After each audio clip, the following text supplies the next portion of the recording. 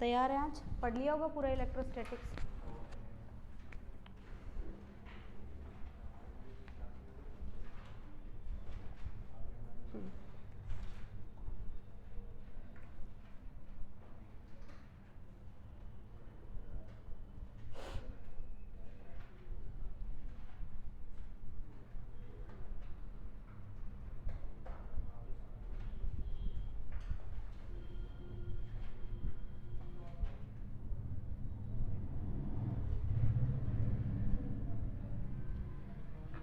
कितनी देर में आने वाले जवान अपने?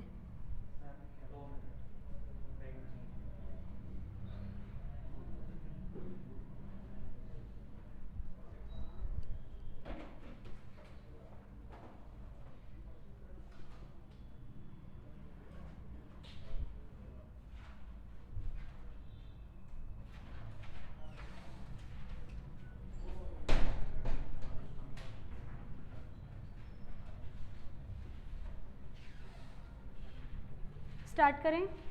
फर्स्ट देखिए क्वेश्चन फर्स्ट स्टेट कर रहे हैं which of the following charge is not possible. निम्न में से कौन सा आवेश संभव नहीं है? कौन सा संभव नहीं है? फर्स्ट दे रखा है 1.6 into 10 to power minus 18 coulomb. Second दे रखा है 1.6 into 10 to power minus 19 coulomb. Third दे रखा है 1.6 into 10 to power minus 20 coulomb. या फिर इनमें से कोई नहीं, नन ऑफ दीज। बताइए कौन सा संभव नहीं है? सभी संभव है।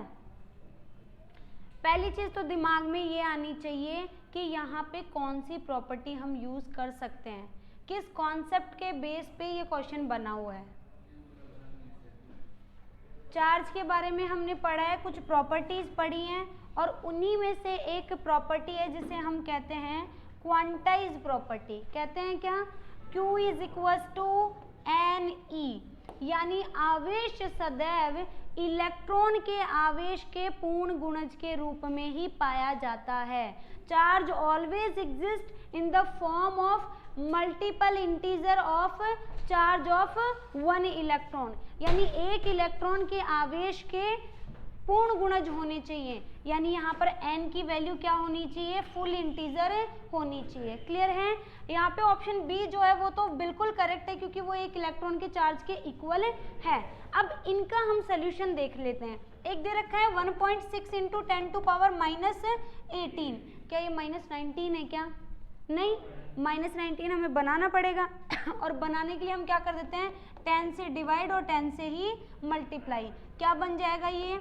1.6 इंटू 10 टू पावर, ये 10 ऊपर जाके माइनस 19 बना देगा, माइनस 19 और इंटू 10, यानी क्या आ गया? पूर्ण गुणज आ गया क्या? 10 गुणा एक इलेक्ट्रॉन का आवेश आ गया क्या? यानी n की वैल्यू 10 आ रही है।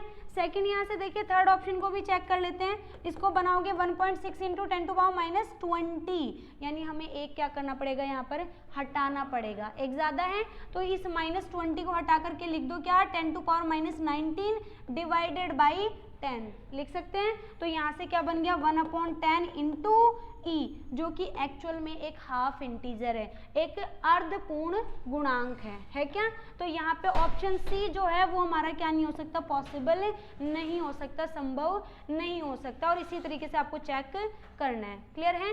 क्वांटाइज प्रॉपर्टी डायरेक्ट नहीं पूछी जाएगी, आपसे ये पूछा जाएगा इनमें से कौन सा चार्ज पॉसिबल नहीं है। ये चीज आपको न्यूमेरिकल में देख के चार्ज की वैल्यू फिगर आउट करवा सकते हैं। यानी फॉर एग्जाम्पल फोर्स का कोई फॉर्मूला दे सकते हैं और उसमें आपको आवेश कैलकुलेट करना पूछा जा सकता है, और वो कैलकुलेटेड चार्ज अगर क्या होगा? 1/2, 2/3 या फिर जो भी P/Q के टर्म्स में रिजल्ट आएगा वो हमारा आंसर नहीं होगा। क्लियर है? बढ़े आगे की ओर।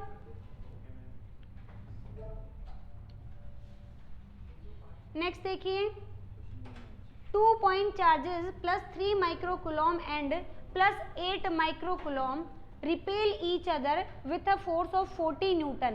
If a charge of minus 5 microcoulomb is added to each of them, then the force between them will become. दो तरीके हैं इसको करने के। एक होता है बेसिक कॉन्सेप्ट जो डिटेल में पढ़ाया जाता है और एक होता है ट्रिक। तो आपको जो समझ में आ रहा है सोचिए क्या यूज होगा और कैसे अप्लाई होगा। और सबकी नोटबुक खुली होनी चाहिए और सबके हाथ में पेन होने चाहिए, रफ नोटबुक।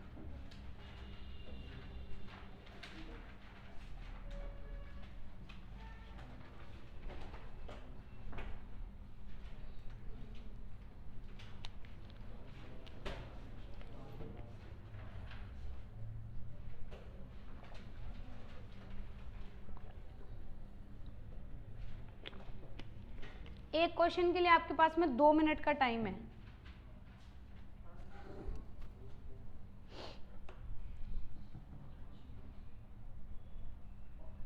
चलिए मैं आपकी थोड़ी मदद कर देती हूँ, क्योंकि पुराना पढ़ा हुआ है हमें याद नहीं रहता, तो हमें बस इतना याद रखना है, F = K Q1 Q2 upon R²। ये फोर्स का फॉर्मूला होता है और K की वैल्यू होती है 9 × 10⁹।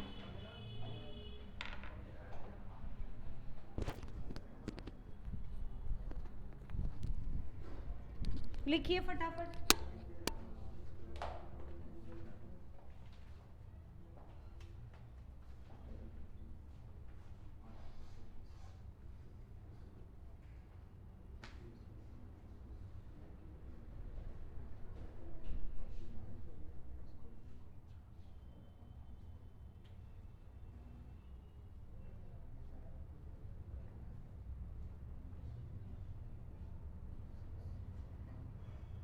ये मैथ्स की शीट है, क्या कर रहे हो? कुछ यहाँ कर रहे हो? -10 न्यूटन।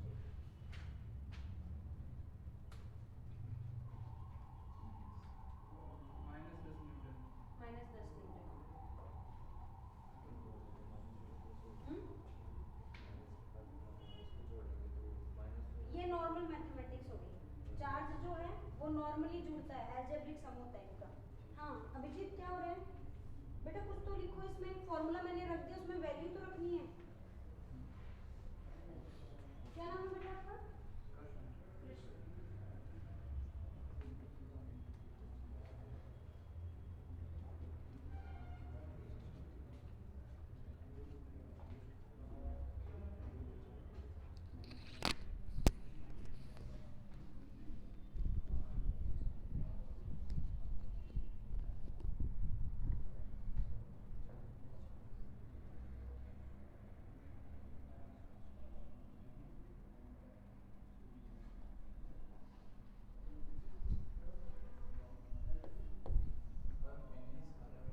बीस आ रहा है, प्लस में या माइनस में? ठीक है, माइनस में 20। Majority wins. बाकी बच्चे क्या कहते हैं? सिर्फ 2 बच्चों का आंसर, नन ऑफ दीज तो इसमें है भी नहीं, तो स्किप में डाल दे इसको। -10, 2 बच्चों का -10।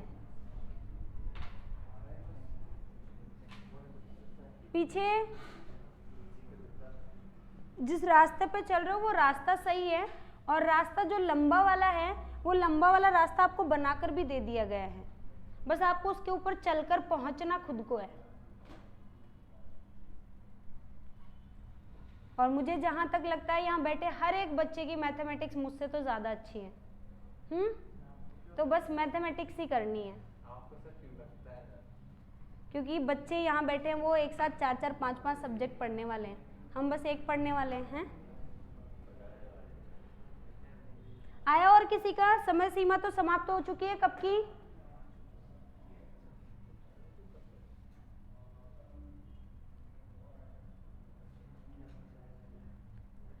आंसर आपका सही आ रहा है, गलत आ रहा है, इससे फर्क नहीं पड़ता। आपका कोई आंसर आ रहा है, आपको रास्ता मिल रहा है, फर्क इससे पड़ता है। और अगर आपके पेन की स्याही बाहर निकल ही नहीं रही है तो अपने साथ साथ अपने घर वालों को धोखा देने के लिए यहाँ मत बैठे रहे। -10, 3 बच्चों का -10 आ रहा है।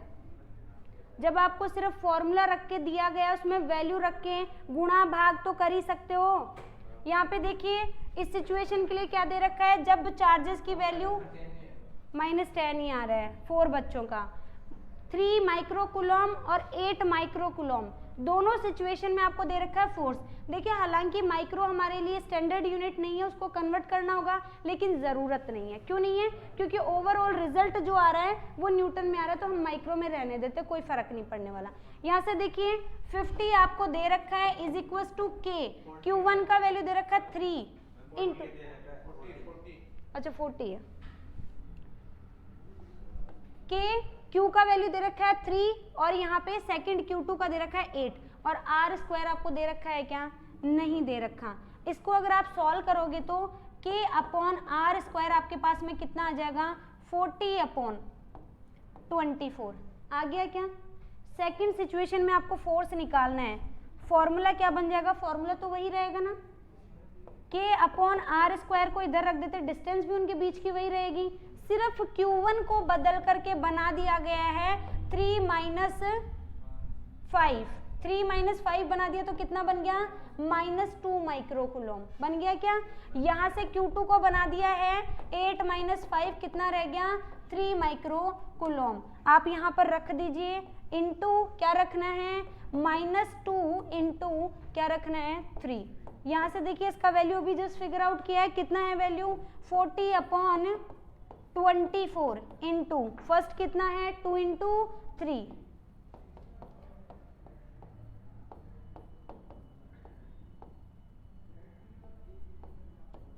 कितना आ गया? 10 और माइनस कहाँ से आ गया? ये जो था वो किस में था हमारा? माइनस में। कितना आ जाएगा? -10 जूल न्यूटन। डन। अब ये तो हो गया हमारा वास्तविक रास्ता जो हमें तय करना होता है, लेकिन एग्जाम हमें इतनी इजाजत नहीं देती है, तो एग्जाम में सिंपली हमारे पास में आता है F proportional Q1 Q2, F proportional 1 upon R square. ये दो ही प्रोपोर्शनलिटी आ रही है ना यहाँ पर। क्या R का कहीं जिक्र किया है क्या? नहीं, सिर्फ किसको बदला है? Q को बदला है। तो यहाँ से हमारा रिलेशन बन जाएगा F1 F2 is equal to Q1 Q2 upon Q1 dash और Q2 डैश। ये बन जाएगा क्या? या ऊपर वाले को कैपिटल में ले लो, नीचे वाले को स्मॉल में ले लो, बस इतना सा आपको करना है। इसकी जगह 40 रख दिया, F2 को F रख दो, इसकी जगह आपको 3 इंटू 8 रखना है और इसकी जगह आपको रखना है -2 इंटू 5। यहाँ से सॉल्व करेंगे 3, ओके, यहाँ से सॉल्व करेंगे 3 से 3 कैंसिल आउट हो गया, 4 10 जा और 4 2 जा, 2 से 2 कैंसिल, माइनस इधर चला जाएगा, F इज इक्वल टू कितना आ गया? -10। बस इतना सा करना है, ठीक है। बढ़े आगे की ओर। नेक्स्ट देखिए, a total charge Q is broken in 2 parts. एक आवेश है Q जिसको दो भागों में तोड़ दिया गया है, Q1 और Q2। उसके बाद में कहा गया they are placed at a distance of R, उन दोनों को R दूरी पर रखा गया है एक दूसरे से। The maximum force of repulsion between them will occur when, उनके बीच में लगने वाला अधिकतम प्रतिकर्षण बल कब होगा? जब दोनों का मान कितना कितना होगा, यानी उनको किस मात्रा में तोड़ा जाए ताकि उनके बीच में लगने वाला प्रतिकर्षण बल रिपल्सिव फोर्स मैक्सिमम हो जाए।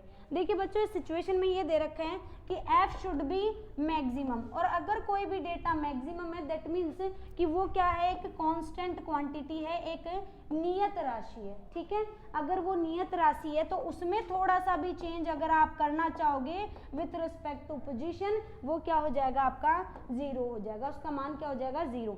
जब भी आपको क्वेश्चन की लैंग्वेज में ये लिखा हुआ मिले कि किसी राशि का ये वैल्यू मैक्सिमम है या ये वैल्यू क्या है? मिनिमम है, यानी कांस्टेंट डेटा की अगर बात की जाए और उसके बाद में उसमें यूज किए जाने वाले डेटा को पूछा जाए तो ऑलवेज डिफरेंशिएट करना है, सदैव अवकलित करना है। अब दूरी के सापेक्ष, दूरी को तो नियत कर दिया, तो दूरी के सापेक्ष तो अवकलित नहीं होगा, सिर्फ बदला किसको जा सकता है?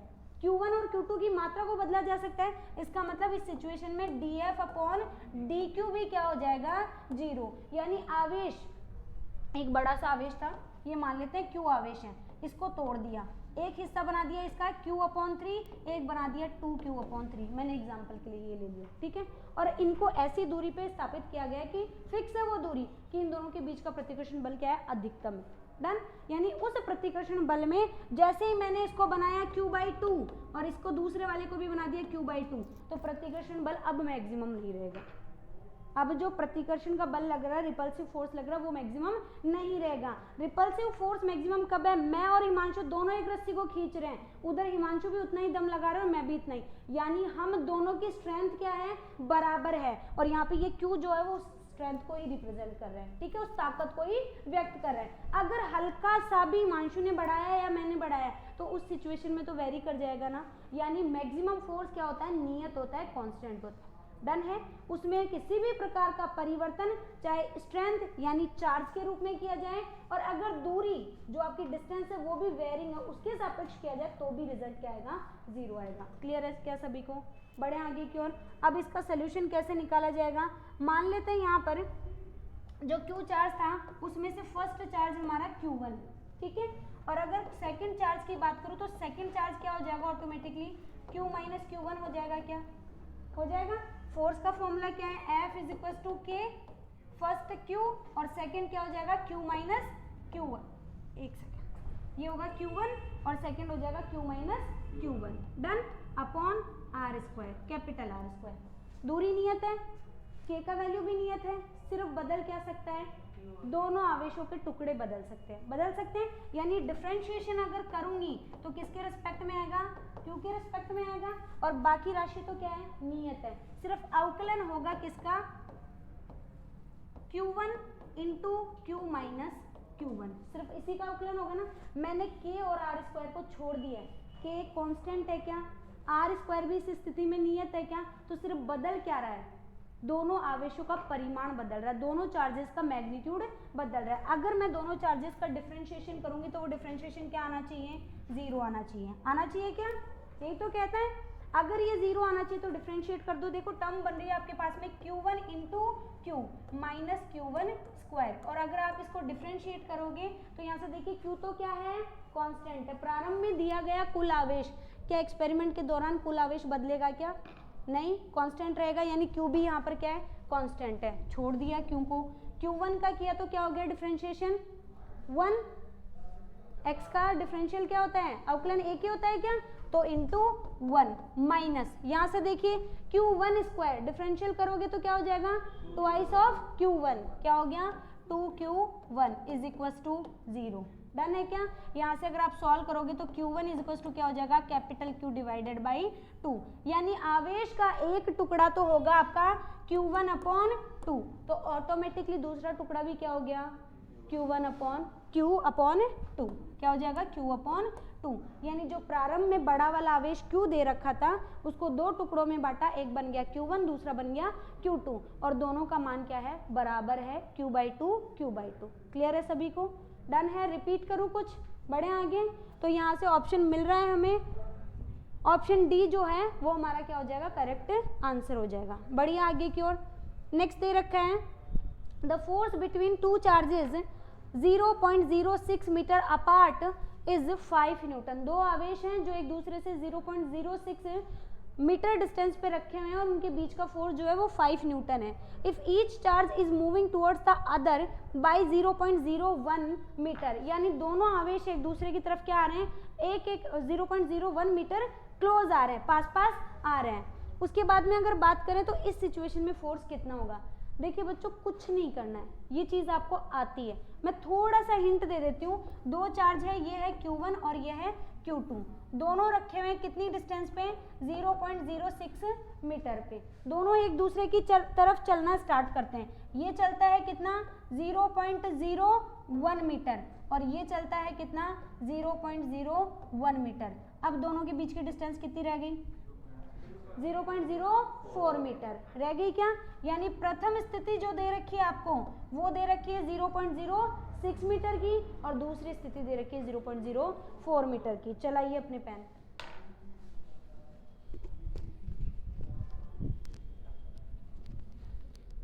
दोनों चॉइसेस हैं। जिन बच्चों ने फर्स्ट क्वेश्चन पे ध्यान दिया था प्लीज ट्राई करें कि बेसिक कॉन्सेप्ट पे ना जाएं, जो पूरा फॉर्मूला उसके ऊपर ना जाएं, ट्रिक पे जाएं।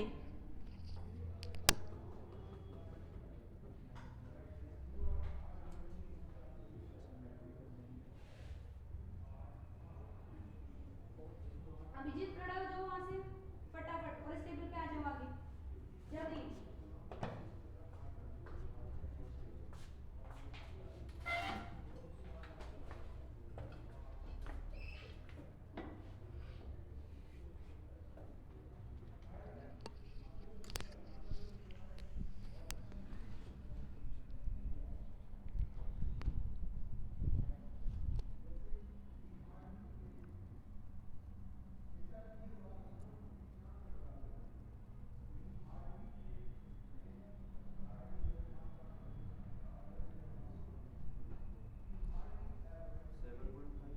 7.5 कितना? एक का आ रहा है 11.25 और एक का आ रहा है 7.5। चलो 7 के अबाउट मान लेते हैं, 7.2।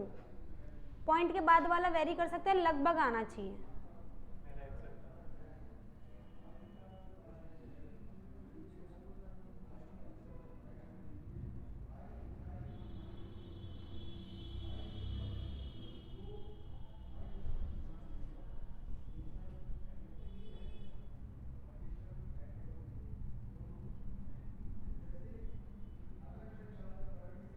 किसी बच्चे का अगर ऑप्शन में आंसर नहीं आ रहा तो भी बताएं।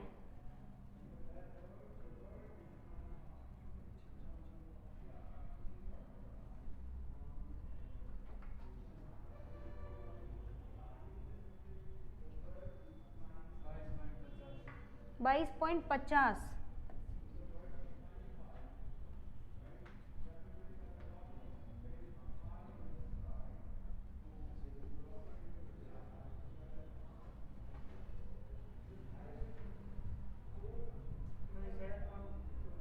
$7.25 ऑलमोस्ट मान सकते हैं, 7.2 के अबाउट। ठीक है,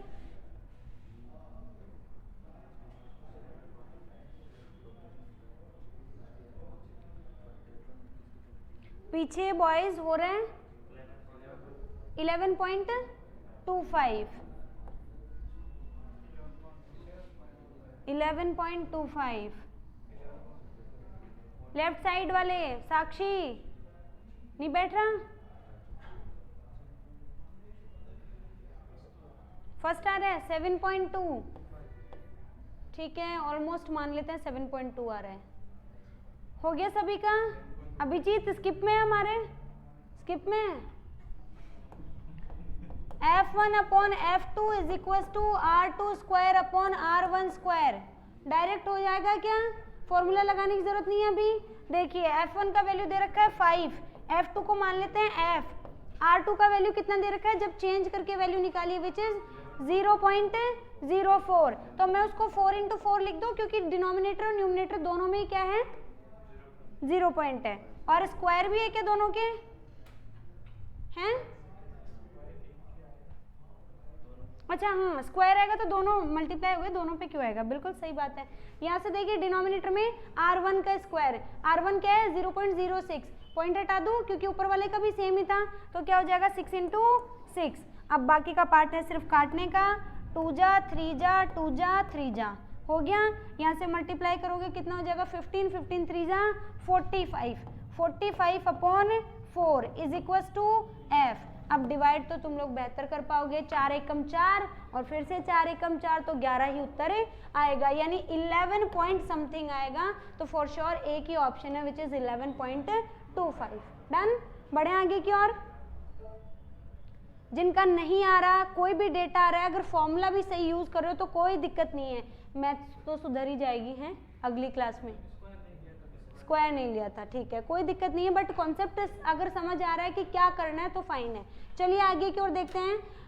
3 equal charges each plus q placed at a corner of an equilateral triangle of side A, what will be force of any two charges? आपको ये दे रखा है, 3 आवेश दे रखे हैं प्लस q मान के, और किसके ऊपर रखे हुए हैं, एक समबाहु त्रिभुज के ऊपर रखे हुए हैं। इक्विलेटरल समबाहु त्रिभुज ऐसा होता है जिसकी सभी भुजाएं क्या होती हैं, समान होती हैं, और तीनों स्थितियों पे प्लस क्यू और प्लस क्यू ही रखा हुआ है। आपको कहा गया है what will be the force on any charge, किसी भी एक पॉइंट पे आपको क्या निकालना है, टोटल फोर्स निकालना है। तो ये जो ऊपर वाला है टॉप पे उसी को ले लें। टॉप वाले पे अगर बात करेंगे तो देखिए डी और कोई, चलिए बी देखते हैं अभी डी होता है कि बी। यहां से देखिए इन दोनों के बीच में कोई फोर्स लगेगा, इन पॉइंट्स को नाम दे देते हैं ए बी और सी। ठीक है, ए सी के बीच में कोई फोर्स लगेगा, डन। यहां पर बी और सी के बीच में भी कोई फोर्स लगेगा, क्या ए और बी के फोर्स का यहाँ कोई प्रभाव पड़ने वाला है क्या? नहीं, क्योंकि हमें इस पे निकालना है, यानी ये बाकी दोनों आवेशों से कितनी दूरी पे हैं और बाकी दोनों आवेशों की तुलना में कितना परिमाण रखता है, दोनों से कितनी डिस्टेंस पे और कितना मैग्नीट्यूड में है, उससे प्रभावित होता है, उससे इफेक्ट पड़ता है, ना कि इन दोनों से। क्लियर है सभी को? यहाँ पर देखिए बात करेंगे, ये इक्विलेटरल है तो सब एंगल कितने होते हैं आपके 60-60, ये वर्टिकली ऑपोजिट से ये भी कितना हो गया 60। यहाँ तक का काम हो गया क्या? यहाँ से आपको मिलेगा एक वैल्यू एफ ए सी की और एक वैल्यू मिलेगी आपको एफ बी एंड सी की, और वो वैल्यू अगर आपको निकालनी है तो क्या होता है फॉर्मूला के q into q upon are square. यहाँ से देखिए के को छोड़ दिया, सभी जगहों पर आवेश क्यू क्यू ही है, यानी क्या बन जाएगा क्यू स्क्वायर। अगर बात करें डिस्टेंस की तो साइड के इक्वल हो जाएगी, क्या हो जाएगा ए स्क्वायर। यहाँ तक फिनिश, यानी दोनों आवेश क्या सॉरी दोनों फोर्स जो हैं वो परिमाण में क्या है बराबर हैं, लेकिन ये रिजल्टेंट नहीं है, परिणामी बल नहीं है। परिणामी बल निकालने का सूत्र हमारे पास में है और वो सूत्र क्या कहता है F1 का स्क्वायर प्लस F2 का square plus twice of F1 F2 cos theta. Done है क्या? पढ़ा है ना, दो वेक्टर का अगर रिजल्टेंट निकालना तो यही फॉर्मूला काम में लेते हैं।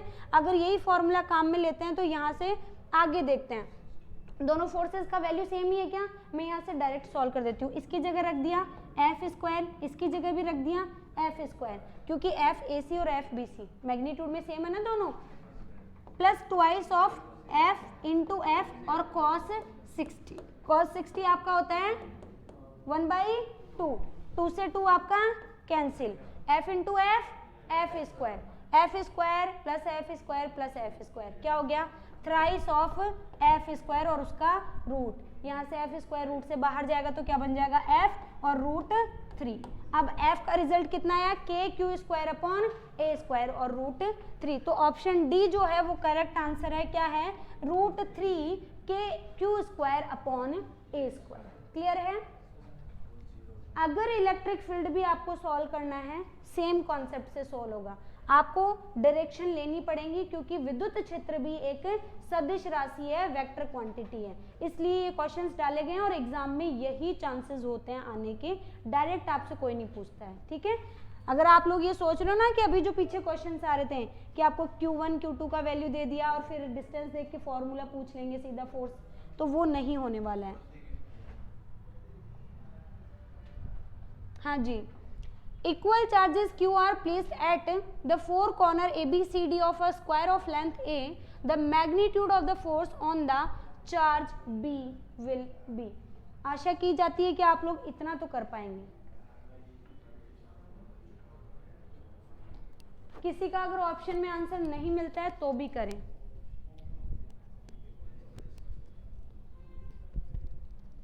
थोड़ी सी सहायता करूं। सहायता कहती है कि स्क्वायर है और ऑल साइड्स ए हैं, ये ए बी सी और डी सभी जगहों पर क्या है क्यू क्यू क्यू और क्यू एक ही परिमाण का दे रखा है। आपको ये कहा गया है कि यहाँ पर क्या निकालना, आपको फोर्स निकालना है। ध्यान दें, दो चीज़ों के लिए तो हमने निकाले, जीरो नहीं होगा, दो चीज़ों के लिए तो हमने निकाल लिया।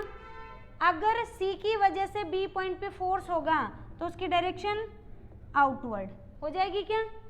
ए पॉइंट की वजह से बी पे जो फोर्स होगा उसकी डायरेक्शन आउटवर्ड हो जाएगा क्या? इसका नाम रख देते हैं एफ बी सी, इसका नाम रख देते हैं एफ बी ए। अब बचता है कौन? डी। डी की डायरेक्शन किधर है? डायगोनल, विकिरण की तरफ है, तो इसके लिए जो रिजल्ट आएगा वो किधर आएगा? इधर, वो हो जाएगा आपका एफ बी डी। हो जाएगा क्या? डन। यहाँ पे देखिए दोनों ये जो हैं 90 डिग्री पे, इनका क्या निकालोगे? रिजल्टेंट, और उस रिजल्टेंट के साथ में ऐड कर दोगे किसको? एफ डी बी को। क्लियर है? करना स्टार्ट करें।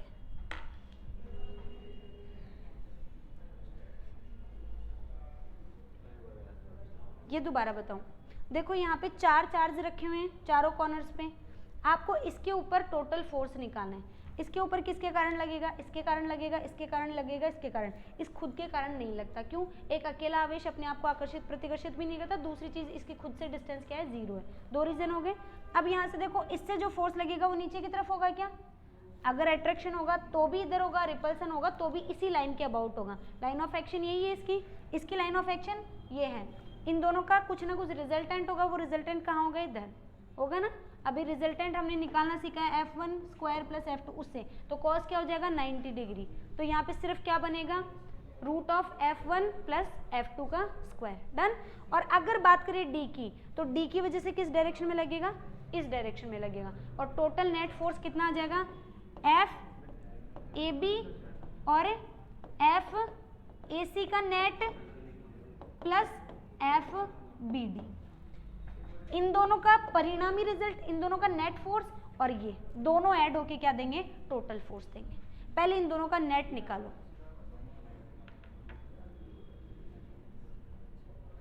अगर ऑप्शन में आपको आंसर नहीं मिलता है तो भी अपना जवाब बताएं। डी, ऑप्शंस कभी कभी गलत होते हैं। बी, डी, ए, अच्छा ए बोला है, ए,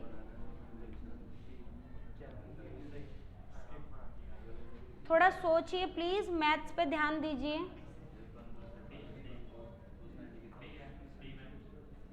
क्या हो रहा है सागर, करो अभिजीत, जो आ रहा है बेटा वो करो, कोई दिक्कत नहीं है, आज नहीं है तो कल आएगा, जाएगा कहाँ।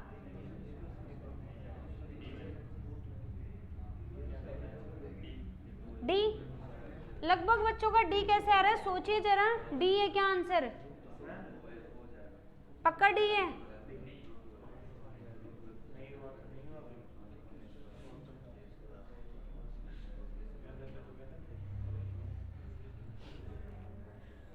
बढ़े आगे की ओर, बनाए, अलग ही आ रहा है, देखते हैं। फर्स्ट बात करते हैं किसकी, एफ बी सी की, कितना हो जाएगा, के क्यू स्क्वायर अपॉन ए स्क्वायर, डन है क्या। अगर 4 क्यों होंगे, सिर्फ ये फोर्स लगेगा इसके ऊपर, सिर्फ ये फोर्स लगेगा और सिर्फ ये फोर्स लगेगा, सिर्फ 3 फोर्स लग रहे हैं बी पॉइंट पर, इसका खुद का तो नहीं लगेगा ना, रिमेनिंग 3 की वजह से ही तो लग रहा है फोर्स। ये कितना हो जाएगा, यहाँ पर अगर कैलकुलेट करोगे तो के क्यू स्क्वायर अपॉन ए स्क्वायर।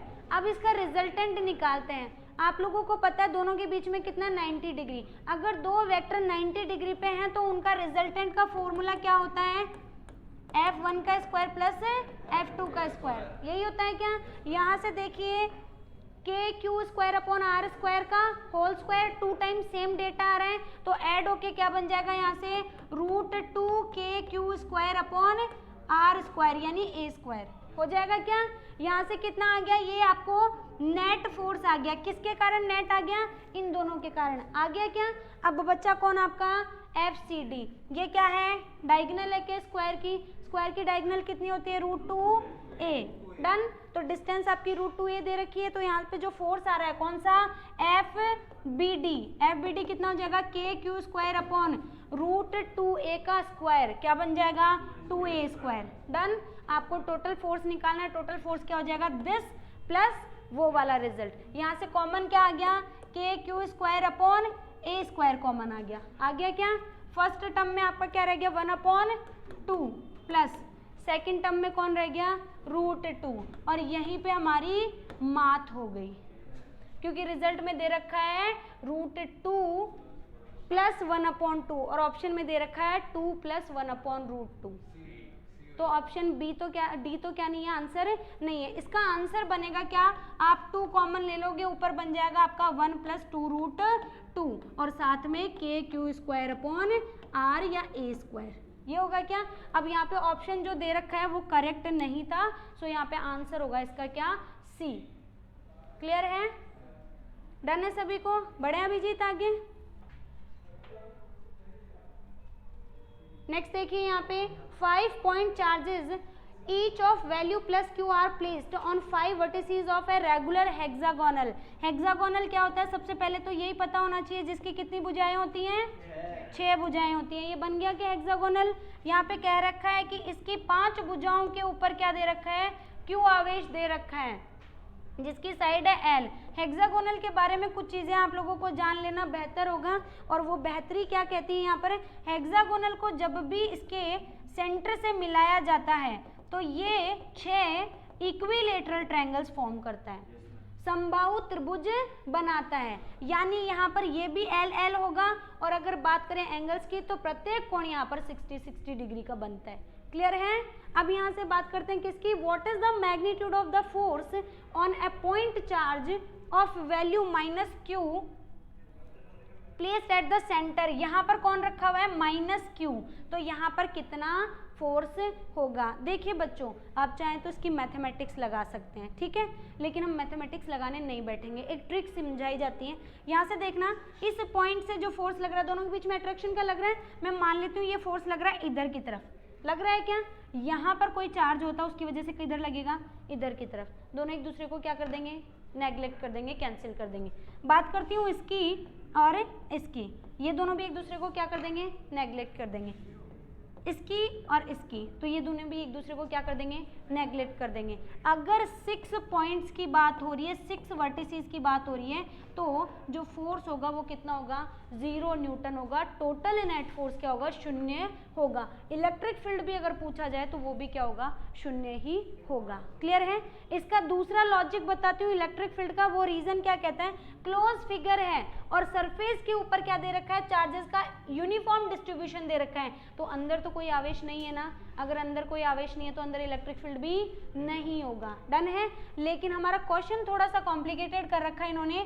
सिर्फ कितनी वर्टिसेस दे रखी हैं, 5 वर्टिसेस दे रखी हैं। अगर 5 दे रखी है इसका मतलब ये है कि यहाँ पर तो कोई आवेश नहीं है, नहीं है क्या, तो यहाँ पर अगर कोई आवेश नहीं है तो ये दोनों तो एक दूसरे को कैंसिल करते हैं, ये दोनों भी एक दूसरे को कैंसिल करते हैं। बचता कौन है यहाँ पर हमारा, ये जो क्यू चार्ज है इसकी वजह से फोर्स बचता है क्या, और वो फोर्स क्या हो जाएगा, F = K, प्रारंभिक आवेश कैपिटल Q, दूसरा आवेश -Q अपॉन r², और उसकी जगह आ जाएगा L²। तो इस स्थिति में जो रिजल्ट आता है वो आता है आपका Q² अपॉन L²। इन्होंने क्या कर दिया, दोनों चार्जेस को इक्वल ही मान लिया, इसलिए Q² हो गया।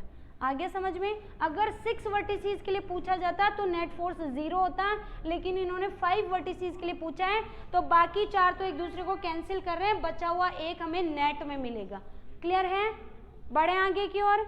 इस सिचुएशन में 2 ही क्वेश्चन बनते हैं, या तो सभी वर्टिसेस पे दिया हुआ हो तो नेट 0, या फिर ऑड नंबर में मिलेगा। ऑड में 3 भी दे सकता है, ऑड में 5 भी दे सकता है, और ऑड में ओनली 1 भी दे सकता है। तो जितना 1 पे होगा उतना ही 3 पे होगा और उतना ही 5 पे होगा। क्लियर है? बढ़े आगे। हाँ जी, नेक्स्ट दे रखा है 2 charge sphere of radius r1 and r2 respectively are charged and joined by a wire. The ratio of electric field of the sphere is. ये मैं चाहती हूँ कि पुराने बच्चे तो जरूर बताएं इस क्वेश्चन का आंसर, और मुझे पता है सब गलत बताएंगे, इसलिए मैं चाहती हूँ सब बताएं। और जिस बच्चे ने ये पता कर लिया कि इसमें क्या, कहाँ से एक्चुअल में लॉजिक बन रहा है, सिर्फ मुझे लैंग्वेज में भी पकड़ के बता दिया ना, प्रॉमिस है आज झूठ नहीं बोलूंगी, आज चॉकलेट बाहर निकलते मिलेगी। तो आज देखते हैं कौन बताता है।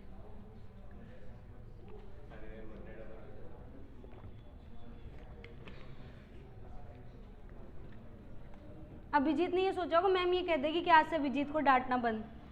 क्लास में एक ही तो प्यारा बच्चा हमारा, उसको नहीं डांटेंगे, किसको डांटेंगे हैं? कौन बच्चा बता पा रहा है इसका, कहाँ से होगा? हमारा दिमाग जहाँ चलता है, इलेक्ट्रिक फील्ड के बारे में अगर बात करते हैं तो हम बस ये ध्यान रखते हैं, ये ध्यान रखते हैं क्या, सी ऑप्शन, बी ऑप्शन। बेटा एक बार बताओगे क्या है इसका रीजन?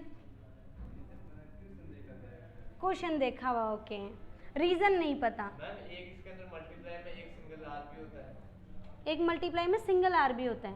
एक इक्वल्स टू 1/r² होता है, और एक ई बराबर सिंगल आर के भी होता है। ई प्रोपोर्शनल होता है सिंगल आर के, वो तो स्पेशल केस हो गया, सरफेस पे, सरफेस के बाहर यूनिफॉर्म रोड के लिए वो अलग केसेस हो गए। एक्चुअल फॉर्मूला तो यही होता है, और इसको अगर आप चेंज करना चाहो तो बस इतना सा कर सकते हो, r³ कर दोगे तो यहाँ पे वेक्टर r और आ जाएगा, बस इतना चेंज हो जाएगा। मुझे इसका लॉजिक जानना है कि वास्तविक रीजन क्या है, और हमने ये क्लास में पढ़ा है।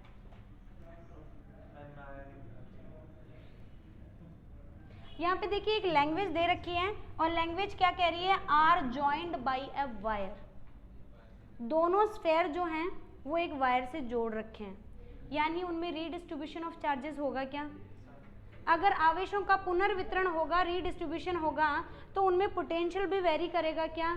और पोटेंशियल कब तक वेरी करेगा? जब तक दोनों का विभव बराबर ना हो जाए, जब तक दोनों का पोटेंशियल सेम है ना हो जाए। इनिशियल कंडीशन पे ये दोनों गोले हैं, मान लेते हैं इसके लिए आवेश Q1 है और इसके लिए क्या है? Q2 है। अब इस सिचुएशन में क्या कर दिया है? दोनों को एक कंडक्टिंग वायर के थ्रू जोड़ दिया गया है। जैसे इनमें जोड़ देंगे आवेशों का क्या हो जाएगा? पुनर्वितरण हो जाएगा, यानी रीडिस्ट्रीब्यूशन हो जाएगा। हो जाएगा क्या? यहाँ पे पोटेंशियल मान लेते हैं V1 V2 है, जिससे हमें कोई मतलब नहीं है, लेकिन इस सिचुएशन में पोटेंशियल क्या हो जाएगा दोनों के लिए? V = V। देखिए बच्चों, इस सिचुएशन में जब भी आपको क्वेश्चन पूछा जाए इलेक्ट्रिक फील्ड की डिपेंडेंसी की अगर बात करें, तो वो डिपेंड करता है Q/R² के ऊपर, ओनली R² के ऊपर, एंटी प्रोपोर्शनल डिपेंड नहीं करता, आवेशों पर भी निर्भर करेगा। क्लियर है? इस स्थिति में आवेश वो नहीं रहे ना, आवेश भी बट गए हैं क्या? तो इन आवेशों का रेशियो या इन आवेशों का मान हमें निकालना, इन चार्जेस की वैल्यू निकालनी। यहाँ से क्या हो जाएगा? KQ/R, यही होता है क्या फॉर्मूला? तो इसके लिए हो जाएगा Q1'/R1, फर्स्ट की रेडियस = KQ2'/R2। हो जाएगा क्या? ये दोनों कैंसिल आउट। यहाँ से अगर आप रेशियो बनाओगे तो रेशियो क्या बन जाएगा? R2/R1 = Q2'/Q1', या फिर R1/R2 = Q1'/Q2'। एग्री? सहमत है सभी? बढ़े आगे की ओर। तो यहाँ से हमारे क्वेश्चन का पार्ट यहाँ से शुरू होता है। E1/E2 क्या बनेगा? Q1/Q2, यानी क्या बनेगा? Q1'/Q2। हमारा केस तो ये है ना, Q1'/Q2' के ऊपर निर्भर करेगा, और साथ ही साथ किसके ऊपर? दोनों की रेडियस के एंटी प्रोपोर्शनल, स्क्वायर के एंटी प्रोपोर्शनल, तो R2 का स्क्वायर अपॉन R1 का स्क्वायर करेगा कैसे निर्भर। और यहाँ से जैसे ही मैं Q1/Q2 का वैल्यू पुट करती हूँ, ये वाला रिजल्ट, तो ऑटोमेटिकली आंसर क्या आ जाएगा आपका? E1/E2 = R2/R1। यहाँ से रखोगे Q1/Q2 की जगह क्या रखा जाएगा? मुंह ऐसा बना रहे हो जैसे कुछ नया ही लिख दिया है। यहाँ से हो जाएगा आपका R1/R2। हो गया क्या? R2 से एक R2 कैंसिल, R1 से एक R1 कैंसिल, क्या रह गया? R2/R1 रह गया क्या? हाँ हूँ, इतना तो बोल सकते हो ना, या उसमें भी दम निकल रही है हमारी? बढ़ो आगे की ओर। First, 8 equal charges each plus Q are kept at the corner of a cube। Cube यानी ये कमरा मान सकते हैं, 4 ऊपर कोने 4 नीचे कोने, टोटल 8 रखे हुए हैं। और क्यूब है यानी ना तो कोई बड़ी छोटी दीवार है, सारी दीवारें क्या है? बराबर है। ठीक है, फर्श और सीलिंग भी बराबर है। और इस सिचुएशन में नेट क्या हो जाएगा आपका? 0। जस्ट अभी बताया रीजन क्या है इसका। आगे की ओर देखते हैं। सेंटर पे पूछा है तो 0 है बिल्कुल। नेक्स्ट देखिए, equal charges Q are placed at the vertices A B of equilateral triangle ABC of a side A, then magnitude of electric field at point A। खुद बना लेना, सेम क्वेश्चन अभी जस्ट करवाया है। अब करते हैं आगे। यहाँ पर दे रखा है infinite charges are lying at x = 1 2 3 4 8 even number meter on x-axis and the value of each charge is q, the value of intensity of electric field and potential at point x is equals to 0 due to all these charges। एक x-axis दे रखी है, इस point पे आपको निकालना है। यहाँ पर कोई चार्ज मान लेते हैं, यहाँ पर कोई चार्ज है, यहाँ पर कोई चार्ज है और यहाँ पर कोई चार्ज है। हमें क्या निकालना है? सारे चार्ज सेम है। यहाँ पर रखा हुआ है इन्फिनिटी चार्ज रखे हुए हैं क्यू अमाउंट के, और कहाँ तक रखे हुए हैं? अनंत तक रखे हुए हैं। इलेक्ट्रिक फील्ड का फॉर्मूला क्या है? E = K/Q² डन है क्या? तो यहाँ से देखिए चार्ज सारे बराबर हैं, K भी कांस्टेंट है, K बाहर आ गया, Q² बाहर आ गया, अंदर कौन रह जाएगा आपका? 1/R²। फर्स्ट की डिस्टेंस कितनी है? 1, सेकंड की डिस्टेंस कितनी है? 2, थर्ड की डिस्टेंस कितनी है? 4। तो यहाँ से जैसे वैल्यू रखोगे क्या हो जाएगा?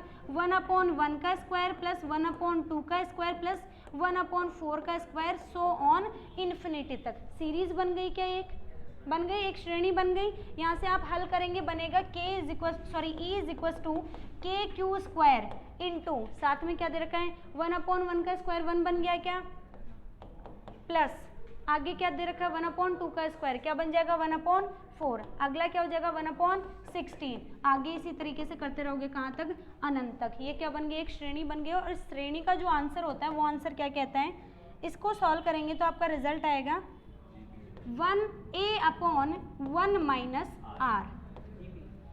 a यानी प्रथम टर्म, फर्स्ट टर्म, 1 आर यानी रेशियो ऑफ 2 टर्म्स, यानी a/a2 दोनों टर्म्स का रेशियो। तो यहाँ से इसके लिए सॉल्व करेंगे तो एक ही जगह कौन आ जाएगा 1 माइनस रेशियो अगर निकालोगे तो यहाँ से 1/4/1 कितना आ जाएगा 1/4। रेशियो कितना आ गया 1/4। सॉल्व करेंगे यहाँ से क्या बन जाएगा आपका 4/3 बन गया, क्या 4/3।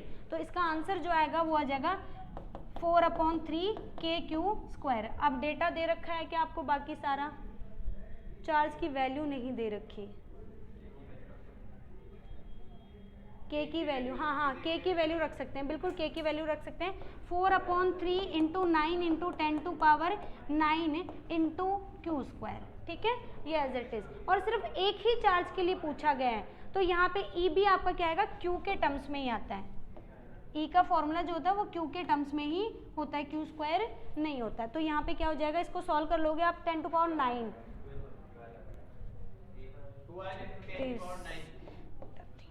हाँ 12 × 10⁹ एक ही ऑप्शन में। सिमिलरली आप क्या करोगे, पोटेंशियल के लिए सॉल्व करोगे तो V = क्या हो जाएगा आपका kq/r, और सीरीज क्या बन जाएगी, वही स्क्वायर की थी, अभी क्या आ जाएगी नॉर्मल 1 + 1/2 + 1/4। उसको ही सॉल्व करोगे तो रिजल्ट क्या आ जाएगा 1.8 × 10⁴। अगर इतना नहीं करना चाहते तो सिर्फ सीरीज से सॉल्व करके डिवाइड कर दो इलेक्ट्रिक फील्ड को, क्योंकि E = -v/L होता है क्या। चले आगे की ओर, पढ़िए नेक्स्ट क्वेश्चन। इसका तो सभी दे देंगे जवाब।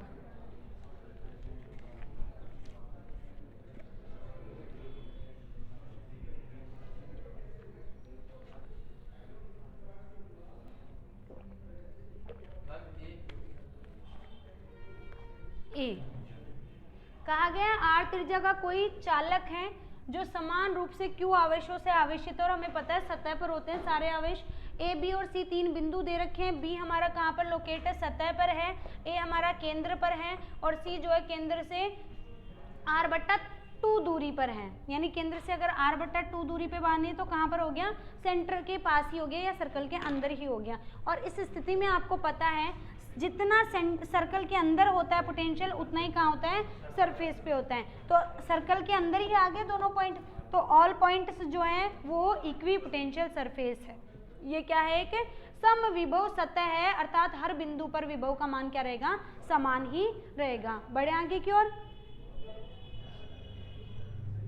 नेक्स्ट दे रखा है equal charges of this amount coulomb are lying on the corner of a square of side 8, the electric potential at the point of intersection of diagonal will be। आपको क्या निकालना है, एक क्या दे रखा है, क्यूब दे रखा है, और यहाँ पर हमें जो प्रॉब्लम आएगी स्क्वायर दे रखा है।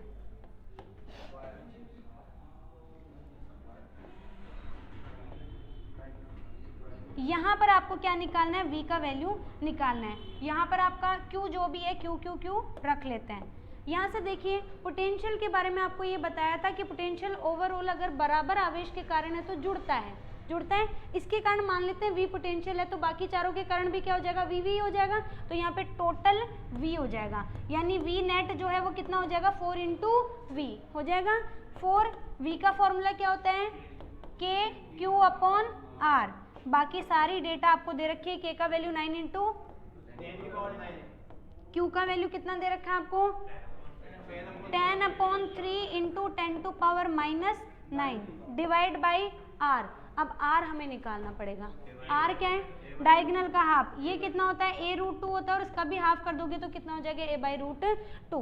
यहाँ से a को नीचे छोड़ दो, √2 को ऊपर भेज दो। a का वैल्यू दे रखा है क्या, 8 सेंटीमीटर। तो 8 सेंटीमीटर को मीटर में बदलोगे तो 8 × 100 और 10⁻⁻2 सॉरी। अब बाकी का हिस्सा आप लोगों के लिए आसान है, सॉल्व कर दीजिए। ये यहाँ से कैंसिल आउट हो गया, 3 3 9 हो गया, 4 2 8 हो गया, और 2 5 10 हो गया, 5 3 = 15 इंटू 10 टू पावर +2 और यहाँ से इंटू √2 कितना हो गया 1500 √2। क्या आ जाएगा ऑप्शन डी जो है इसका क्या हो जाएगा करेक्ट आंसर हो जाएगा। बताएं सभी इनमें से कौन सी बल रेखाओं की स्थिति संभव है, कौन सी फील्ड लाइंस हो सकती हैं? सी हो सकती हैं। यहाँ पे दे रखा है 3 धनावेश जो कहाँ पर रखे हुए हैं क्यू परिमाण के हैं और एक समबाहु त्रिभुज यानी इक्विलेटरल पे रखे हुए हैं।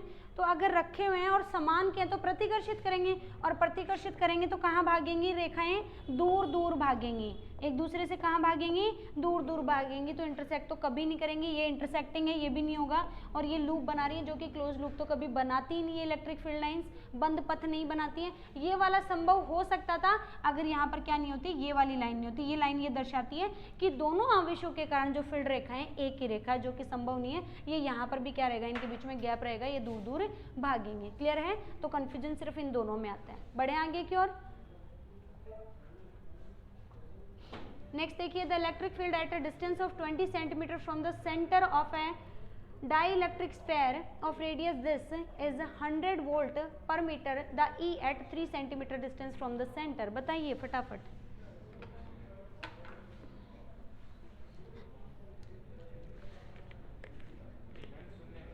शून्य। किसने कहा शून्य?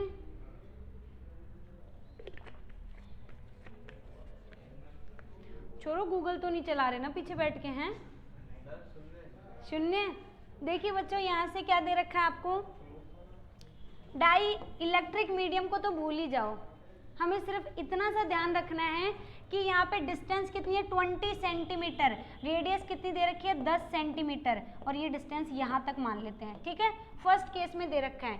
सेकंड केस में ये कहा गया है ई कहाँ पर निकालना आपको 3 सेंटीमीटर, तो 3 सेंटीमीटर सर्कल के अंदर ही कहीं पर होगा और यहाँ पर इनसाइड जो होता है ई इनसाइड ऑलवेज क्या होता है 0 होता है। ठीक है, बढ़े आगे की ओर। हाँ जी next, if the potential function is given by this then the magnitude of electric field intensity at the point. सिर्फ ये जानना चाहती हूँ कि कौन सा फॉर्मूला लगेगा, जिसको पता है वो हाथ खड़ा करे।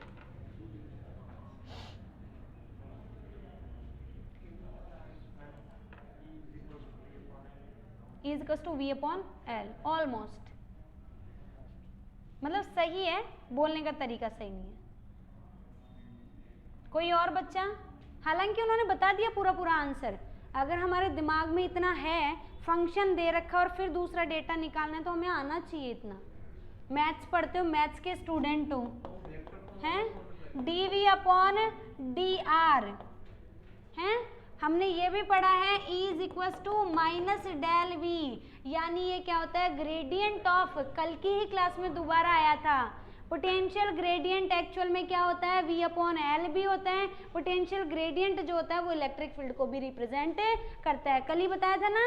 तो यहाँ पे सिर्फ हमें क्या करना है, E is equal to D upon dr of V, दोनों फलनों के रूप में दे रखा है, तो minus of D upon dr और यहाँ से क्या हो जाएगा आपका 4x + 3y।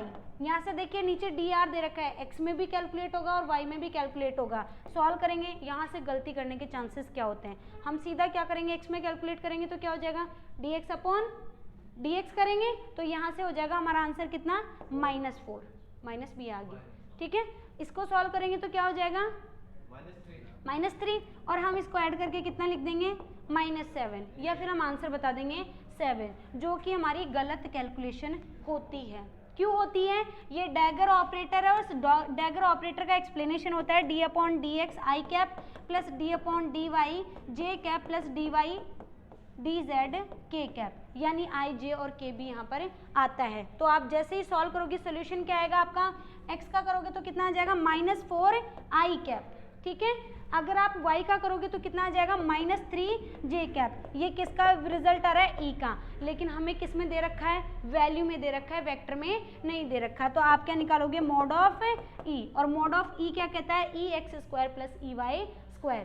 3 का स्क्वायर कितना हो गया 9 और 4 का हो गया 16 √25, जो कि आंसर होता है 5 और ऑप्शन बी जो है वो क्या हो जाएगा आपका सही उत्तर हो जाएगा। बढ़े आगे।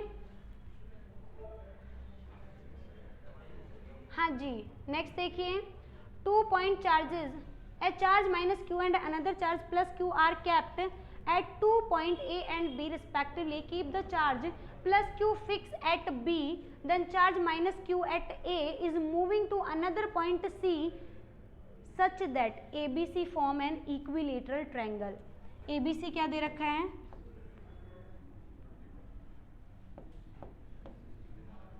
यहाँ पे A के ऊपर दे रखा है माइनस क्यू, B के ऊपर आपको अनदर चार्ज, यहाँ पर प्लस क्यू दे रखा है। ए चार्ज है, ये पॉइंट नहीं है। प्लस क्यू रखा हुआ है ए पर और प्लस क्यू ही रखा हुआ है कहाँ पर? बी पर। And the charge, keeping the charge plus q fixed at B, the charge minus q at A is moving to another charge, another point C. Language में गड़बड़ नहीं कि एक आवेश माइनस क्यू एक दूसरे आवेश प्लस क्यू से दो बिंदु, ये लैंग्वेज गलत लिख रखी है यहाँ पर। यहाँ पर माइनस क्यू है और यहाँ पर ये माइनस क्यू ए पॉइंट पर रखा हुआ है और प्लस क्यू रखा हुआ है बी पॉइंट पर। आगे कहा गया है प्लस क्यू आवेश को स्थिर रखते हुए इसको रोका हुआ है और माइनस क्यू जो है उसको ए पॉइंट से कहाँ शिफ्ट किया जा रहा है? सी पॉइंट पर शिफ्ट किया जा रहा है। और ये क्या बना रहा है? एक समबाहु त्रिभुज बना रहा है। तो इसको यहाँ तक लाने में किया गया कार्य कितना होगा बताइए? ए आएगा। फास्ट कैलकुलेशन है बच्चों की। चलिए हेल्प कर देते हैं। W is equals to V q होता है क्या? ए हो जाएगा।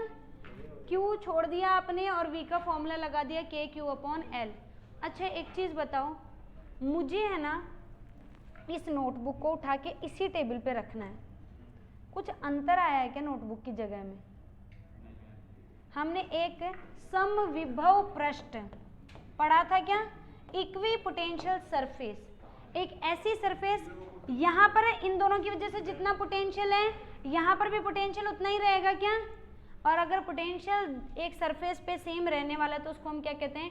Equi potential. और इक्वी पोटेंशियल पे चाहे आप किक करो, खींचो, धक्का मारो, हिट करो, कुछ भी फर्क नहीं पड़ता, यानी कोई वर्क डन नहीं करना पड़ता। समविभव सतह पर किया गया कार्य सदैव क्या होता है? शून्य होता है। होता है क्या? देखो इक्वी पोटेंशियल क्यों माना? यहाँ पर रखा हुआ है प्लस क्यू और यहाँ पर है माइनस क्यू। इन दोनों के बारे में अगर बात करें, हम काम किस पे कर रहे हैं? इस पे कर रहे हैं। इसको भूल जाओ। इस चार्ज के कारण यहाँ पर पोटेंशियल कितना होगा? KQ/L होगा क्या? इस चार्ज के कारण यहाँ पर आवेश पोटेंशियल कितना होगा? KQ/L। यानी इस चार्ज के कारण दोनों जगहों पे पोटेंशियल तो सेम ही है। तो यहाँ से इसके कारण थोड़ी होगा पोटेंशियल, इस पे तो काम करना पड़ रहा है। पोटेंशियल किसके कारण होगा? प्लस क्यू के कारण। तो दोनों जगहों पे सेम ही है। तो ये क्या हो गया? इक्वी पोटेंशियल सरफेस हो गया। हाँ जी next, 4 equal charges Q are placed at a 4 corner of a body of side A. Each work done in removing a charge minus Q from its center to infinity is, केंद्र से अनंत पर ले जाने में किया गया कार्य। यहाँ पर दे रखे हैं 4 बराबर आवेश रखे हुए हैं, ठीक है, 4 कॉर्नर्स पर बॉडी के, जो कि ए साइड के यानी स्क्वायर ही है। तो इसमें भी 0 हो जाएगा क्या? इसमें भी 0 हो जाएगा। वेरी गुड हैं, सारे होशियार यहीं बैठ गए, आइंस्टीन हैं। यहाँ पे साइड्स की वैल्यू दे रखी है ए और क्या कहा गया है? यहाँ कॉर्नर से किसी चार्ज Q को यहाँ से शिफ्ट करना है, कहाँ पर? इन्फिनिटी पे शिफ्ट करना है। क्या 4 कोनों पर अगर 4 आवेश रखे हुए हैं तो यहाँ पर नेट आवेश होगा क्या? मैं इसको ये नहीं कर रही, इसको शिफ्ट करना है आपको कहाँ पर? या तो शिफ्ट करना है इस पे और या शिफ्ट करना है इस पे। तो इस सिचुएशन में नहीं पूछ रही हूँ, ये क्या हो जाएंगे? यहाँ पर इक्वी पोटेंशियल सरफेस के जैसे काम करते हैं। लेकिन इस पॉइंट पे कहीं पर भी भेजोगे तो वो नेट वर्क डन, चाहे आप यहाँ भेजो, यहाँ भेजो, यहाँ भेजो, जब वो इस पे लाई करता है और यहीं से शिफ्ट करना होता है, वो इक्वी पोटेंशियल सरफेस होता है। लेकिन यहाँ पर तो क्या होगा? वी नेट नहीं होगा क्या? अभी जस्ट पीछे पढ़ा था 4 गुणा V बराबर वी नेट, पढ़ा था क्या पीछे जस्ट अभी? यानी एक धन आवेश के कारण, एक पॉजिटिव चार्ज के कारण पोटेंशियल क्या होगा, के क्यू अपॉन जो भी डिस्टेंस है। लेकिन यहाँ पे टोटल कितने हैं, 4 हैं, तो 4 गुणा 1 का विभव, यही होगा क्या, नेट पोटेंशियल निकालोगे। और हमने पीछे पढ़ा है W is to q V, और इसको अगर आप डायरेक्ट अप्लाई करना चाहो तो डायरेक्ट, अदरवाइज लॉजिकल आंसर हमारे पास में ये होता है W is to minus q और V infinity minus V at centre, ये होता है कि लॉजिकल आंसर, और V इन्फिनिटी हमारा होता है कितना, 0, और आंसर बन जाएगा Q V centre. V centre पे वैल्यू कितनी है, ये 4 इंटू V, और उसको मल्टीप्लाई कर दोगे किससे, Q से, तो यहाँ से जो आपका आंसर आएगा वो बन जाएगा 4 इंटू के क्यू अपॉन आर स्क्वायर। अब ये जो डिस्टेंस है वो निकालनी है आपको यहाँ से, इसका सेंटर जो है वो कहाँ पर होगा, डायगोनल पे होगा ना, स्क्वायर की बात हो रही है क्या। 4 equal charges are placed corner of a body of side A, एक वर्ग ही है, तो यहाँ पर ये क्या हो जाएगा, a अपॉन रूट 2, तो यहाँ पे इसका वैल्यू कितना रखा जाएगा, a square upon 2, r square क्यों आएगा, पोटेंशियल है ना, हाँ सॉरी r, तो यहाँ से क्या हो जाएगा a अपॉन रूट 2, बाकी का पार्ट आप सॉल्व कर देंगे, 4 into 1 upon 4 pi epsilon not q, और डिनोमिनेटर में क्या आ गया, a इंटू रूट 2, हो गया क्या। अब साथ में आपको क्या करना है, दूसरे आवेश q से और मल्टीप्लाई करना है, k भी छोड़ सकते हैं, लेकिन k इसलिए नहीं छोड़ा क्योंकि ऑप्शन में नहीं मिल रहा है, हमें ऑप्शन में नहीं मिल रहा है, तो ये बन गया आपका q स्क्वायर, इससे ये 4 कैंसिल, 4 हट गया तो पाई एप्सिलॉन नॉट हो गया, और ऊपर रह गया आपका a रूट 2, तो ऑप्शन क्या हो गया आपका, C जो है वो करेक्ट आंसर हो गया। क्लियर है, बढ़े आगे। इक्वी पोटेंशियल सरफेस का मतलब ये नहीं होता है किसी बक्से के अंदर बंद कोई बिंदु इक्वी पोटेंशियल नहीं होता है, ठीक है। इस टेबल से टेबल के ऊपर, यानी एक आवेश जिसके कारण पोटेंशियल एग्जिस्ट कर रहे हैं, उससे अगर इक्वल डिस्टेंस पे किन्हीं पॉइंट्स की बात की जा रही है तो वो इक्वी पोटेंशियल सरफेस होती है, ठीक है।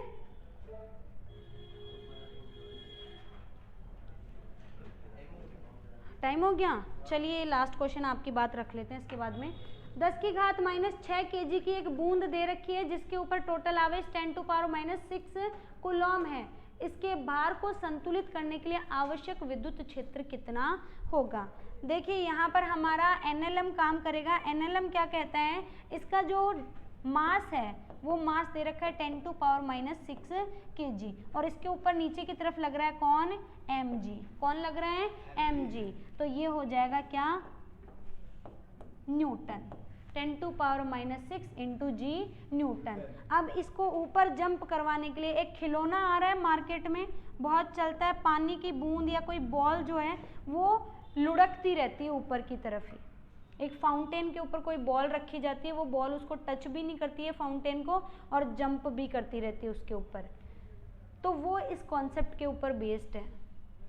सागर का ध्यान बहुत था इस पे, इसे ऐसे लग रहा था जैसे साइंस का कोई बहुत बड़ा एक्सपेरिमेंट बताया जा रहा हो ना, कि नहीं आज जाके पता करना ही है इसको।